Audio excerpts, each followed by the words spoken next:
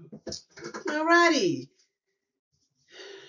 This year I decided to do something different on my 70th birthday because any other time I have a birthday, we usually go out or do something at home, cake, ice cream. So I said, this is 70th, it's huge, we're going to do something different. So I decided to go on a cruise instead of. So this is the first time I've ever traveled for my birthday. So we did a cruise. So on this particular trip, we had stayed 2 nights on the land and 8 nights on the cruise. We stayed at the Residence Inn Marriott Cape Canaveral, Cocoa Beach.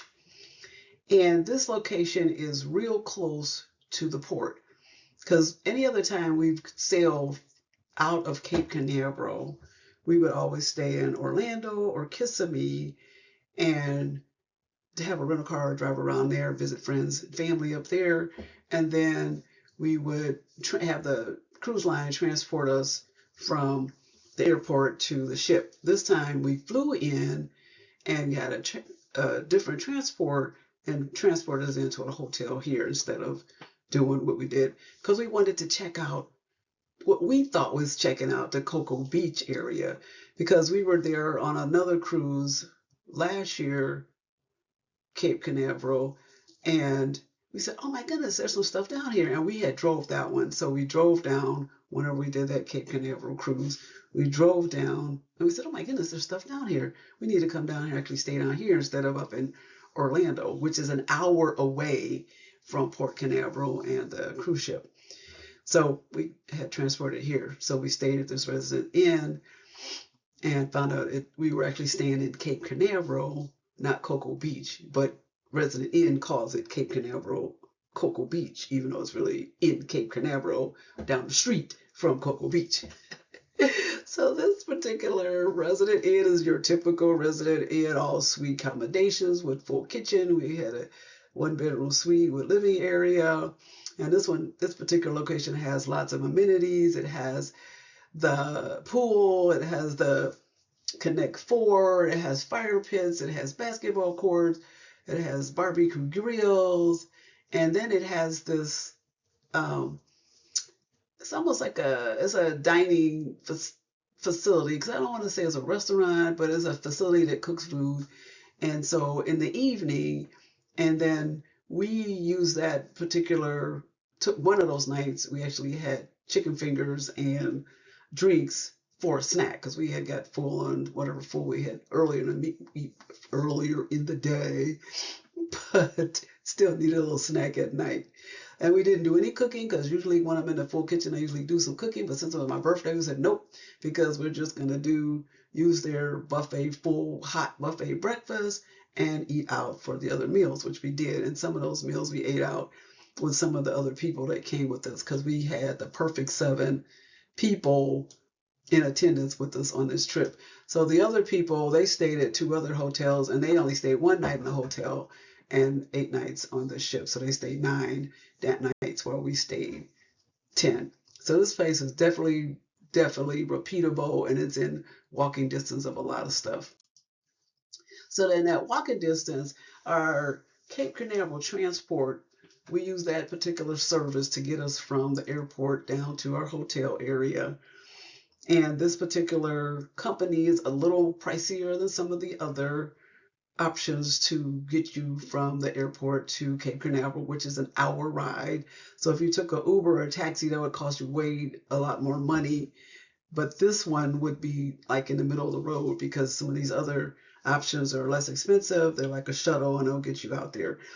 So we chose this Cape Canaveral transport that's in the middle, a little pricier than the other shuttle kind of things, but it was well worth the additional money and the security because this guy, the owner, one of the people that work for him, and I think he did say he was the owner, it's called Frank. He did an exceptional job. Not only did he take us to the hotel, he actually passed the hotel, shows the hotel because we can see the hotel right there. He gave us a tour of the area so we can see what restaurants is. He gave us recommendations, told us where to go, what we can do, all the kind of things down there. He educated us on the difference between Port Canaveral and Cocoa Beach. So I keep saying Cocoa Beach, because I thought we were staying in Cocoa Beach, but we're staying in Cape Canaveral. So if we ever go back down there again, we said, oh man, we're gonna stay in Cocoa Beach, which is a little further up the road, and stay down there, depending on what the hotel accommodations are. But I want to go down there and see more of that because that would be even more beachy area. But these restaurants he showed us, it was actually a fourth one, I just didn't put a picture up here, are all alongside the water. So if you go to any of these guys, you'll see waterside um, views. So it's really, really nice. And we walked over there. So one day we just walked 4 miles to check out this location and some other stuff on the way to and from, just to see some of the stuff he toured. And another day we walked about 3 miles, checking out more of the area, which included seeing the Manatee Sanctuary Park, which was nearby. So that was amazing seeing animals over there. And oh my goodness, just the nature and just it's great because there's a lot of walking areas around that particular hotel. That hotel, there's plenty of other Marriott hotels too, like Spring Hill Suites and a bunch of other places. So if you get to any of those places, you can still see some of the same stuff. So that Cape Canaveral area is really nice to be at, to walk and check out the area before getting on a cruise ship. So we went on the cruise ship named Adventure of the Seas. We had sailed on Adventure of the Seas in 2004 when she was only 3 years old. So this time we got to see her in 2026 after she had been remodeled, refurbished, had some different things included in the ship that wasn't there before because Royal Caribbean wanted most of their ships to have the same branding in across the sailings, like they had a lot of stuff, like I don't know, slides, because they didn't have slides before we were there. They did have the rock climbing wall because they always do that, because they want you to get out there and do it. So they had a lot of stuff that they had added into the ship that wasn't there before. They changed a lot of colors. They changed a lot of, I mean, it was just, I didn't even recognize it because it was a lot different than I even remember that long ago. What I do remember when I was there the first time was that this was the first Royal Caribbean ship that we had went on where the inside cabins have windows and they look down on the promenade deck. So that um, atmosphere is still the same, the color is different, the decor is different, but the aspect of the fact that those inside cabins with windows can look down on the promenade deck and see what's going on as people are walking by. And so if you're a people walker, those are kind of people watcher, those are kind of cool cabins to have to look down and watch people walking by and see what they're doing. So that aspect was still there and reminded me like, wow, that's what I do remember about the ship. So now some of their larger ships have inside cabins with balconies that look down on different aspects of the ship. Like some might be a park, some might be a area with Ferris wheels and all the stuff. The bigger ships, so they're a lot bigger than this one here, with just looking down on the promenade deck. So those almost have like the bigger ship, almost like 3 or 4 different communities depending on the size of the ship. So this was like cool to see the first one, the earlier ones that was like this. So that was a cool reunion of seeing the ship and seeing the difference because this one has the ice skating rink in it. They had the great all kind of stuff.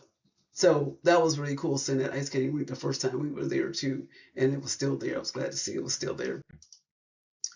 Anyway, let's just now get into some of the ports that we went to. We went to 4 different ports, and we have gone to all of those ports at least once.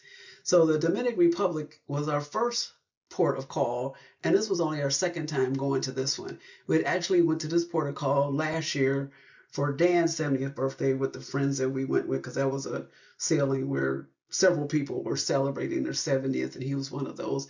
So we went to the Dominican Republic. That time and it was on a different cruise line.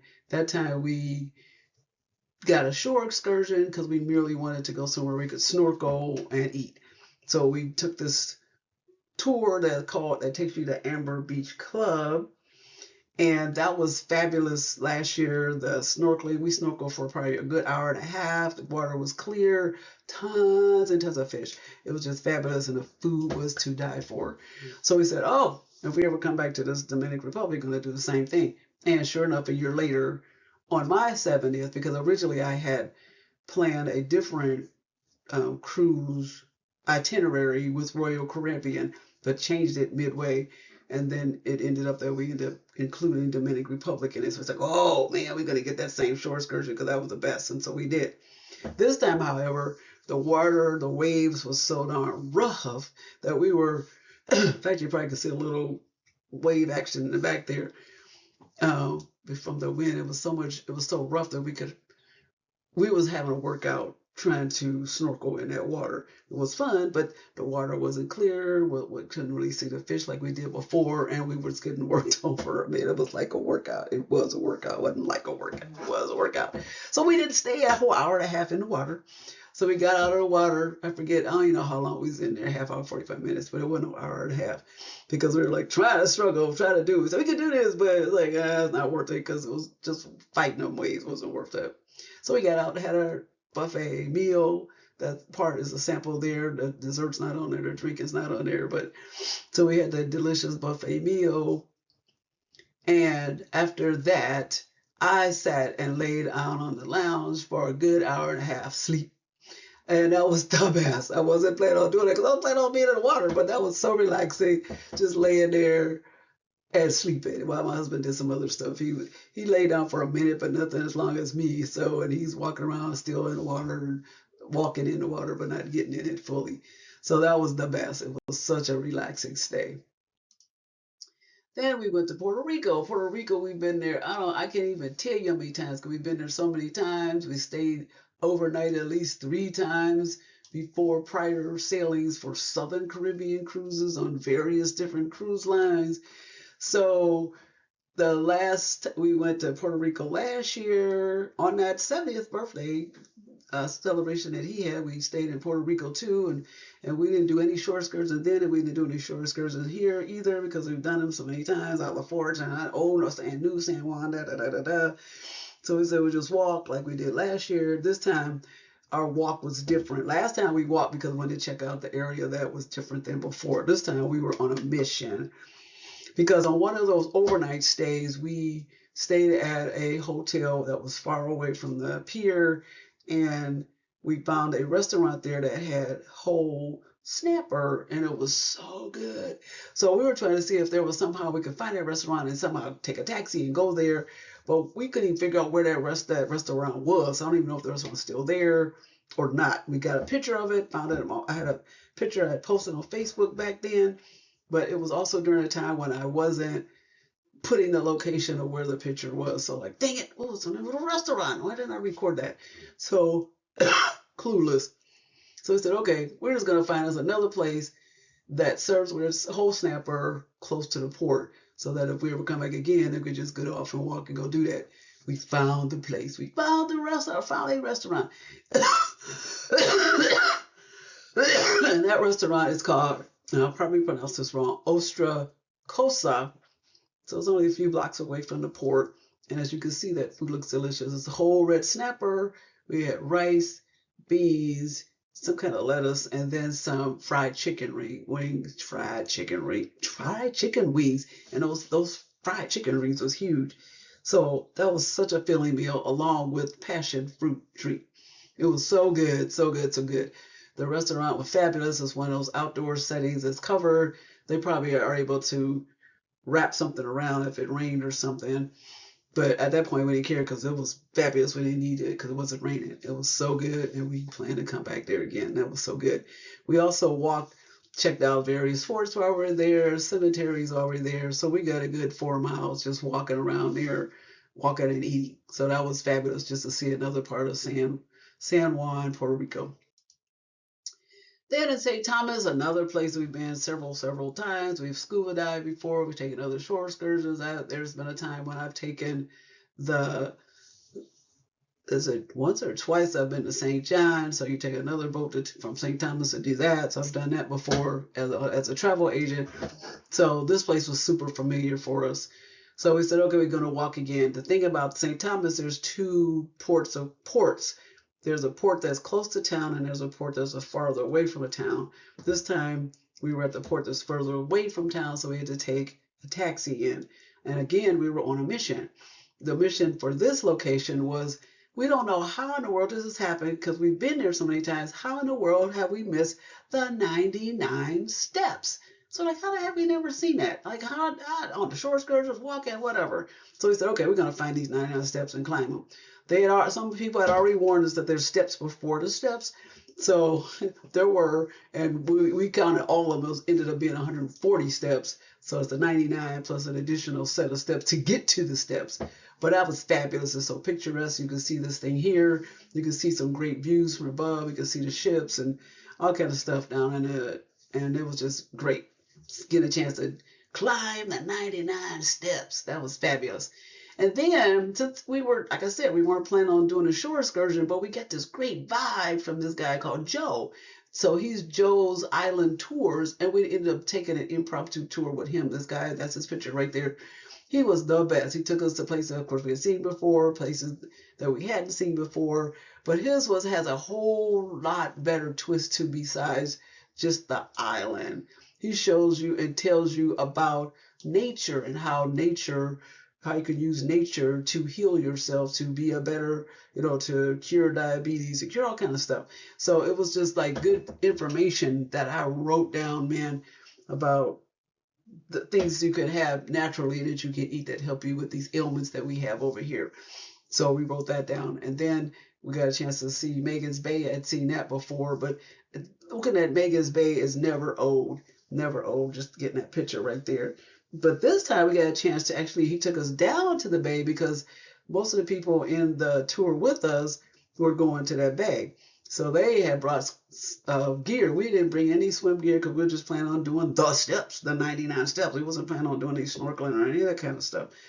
So we didn't bring any of that stuff. So we're like, oh, bum, I wish we had known. But we couldn't have known because, like I said, there was an impromptu shore excursion. But at least we got a chance to put our feet on the shore and see it and see what it looked like up close.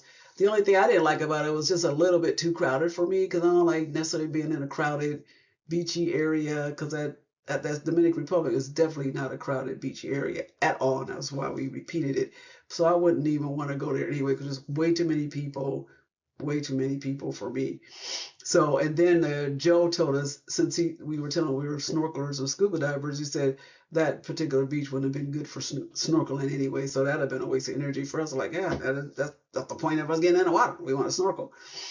So that worked out. Now we got to see it, and now we can see why we won't go there just to be hanging out at the beach. It's beautiful, but it's just way too crowded for me. Then our last port of call was St. Croix. We have visited this place only once before, and for some reason we could not remember a thing about this location the time we went before. I don't know what cruise line, nothing, but I know we went. But when we got there, nothing was familiar. So this is kind of strange. Like, how did we go to somewhere and we don't remember nothing? So to us, it was almost like it was our first. Well, it is. Might as well just say it's our first time because I don't remember nothing about this place. I don't know if we went on some shore excursion, and no, I don't even remember. I don't remember nothing. It's just weird. So the water there at that pier, you can see that picture, is so crystal clear. You can see that. It is a great snorkel area right there near the ship. So we said if we ever come to St. Croix again, we're going to just get off the ship, go to the beach that's right along there, and snorkel that water right there. Because we were watching some snorkelers. Oh, we had known this. We'd have brought our gear out. But we didn't know because we couldn't remember. So it's like, what?